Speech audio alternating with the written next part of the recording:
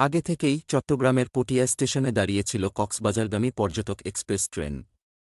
অপরদিকে কক্সবাজার থেকে ছেড়ে আসা ঢাকাগামী কক্সবাজার এক্সপ্রেস ট্রেনটিও পটিয়া স্টেশনের দিকে যাচ্ছিল। তবে বিপত্তি বাধে ক্রসিং জটিলতায়, এতে স্টেশনের আগে পয়েন্টে দাঁড়িয়ে যায় কক্সবাজার এক্সপ্রেস। পরে ট্রেনটিকে উল্টো পথে পুশব্যাক করে ২-৪ কিলোমিটার দূরে দোহাজারী স্টেশনে নেওয়া হয়। সাধারণ পটিয়া স্টেশনে ১৮ বগির বেশি বড় ট্রেন ক্রসিং করা যায় না।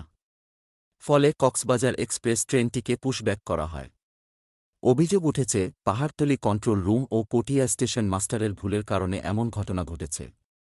কারণ সবাই ভালোভাবেই জানে যে পটিয়া স্টেশনে ১৮ বগির বেশি বড় ট্রেন ক্রসিং করা যায় না। ওইদিন পর্যটক এক্সপ্রেস এ বগি ছিল ২২টি। Dohazari station manager SM. Iqbal জানান, শুক্রবার দুপুরে ঢাকা থেকে ছেড়ে আসা কক্সবাজারগামী পর্যটক এক্সপ্রেস ও কক্সবাজার থেকে ছেড়ে আসা ঢাকামুখী কক্সবাজার এক্সপ্রেসের ক্রসিং পটিয়া স্টেশনে করার সিদ্ধান্ত নেয় কন্ট্রোল রুম।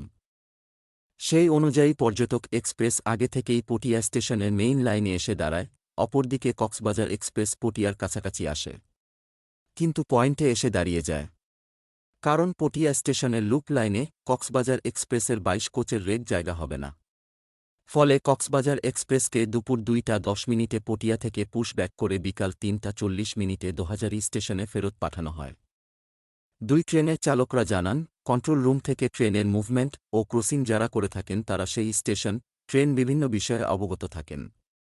কিন্তু এ মুভমেন্ট যিনি করিয়েছেন তিনি কি জানতেন না, পটিয়া স্টেশনে এই পুরো ট্রেনটি জায়গা হবে না। পটিয়া স্টেশনের আউটারেই একটি ভাঙা সেতু আছে।